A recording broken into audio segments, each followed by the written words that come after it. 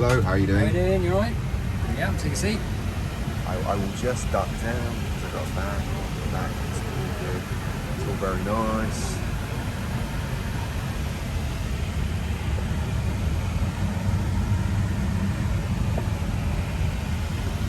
What's she like? Any good? Yeah, it's very nice. Yeah, very nice. A lot of performance on it compared to a CO.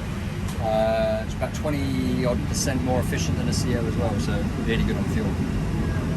That's the way to go. Yeah. Perfect. And this one's full of sustainable aviation fuel as well, so all from chip fat, so cooking oil. The thing is, have you ever been behind a car that burns chip fat? Have you ever been, and they got a funny smell to them? Does this have that funny smell? It does have a funny because smell. have you ever? I don't know if you've ever been behind one. I've been behind a few, and the smell, it's got kind of like, you can't tell the difference. Smells like an old chip shop. You can't tell the difference. So it's like, yeah. I'm not sure if passengers will want to know you're burning old chips. No, quite, yeah. It's not one of them things you want to. Yeah, well, we're going to be 1 hour late. We're just running on a little bit leaner. Yeah.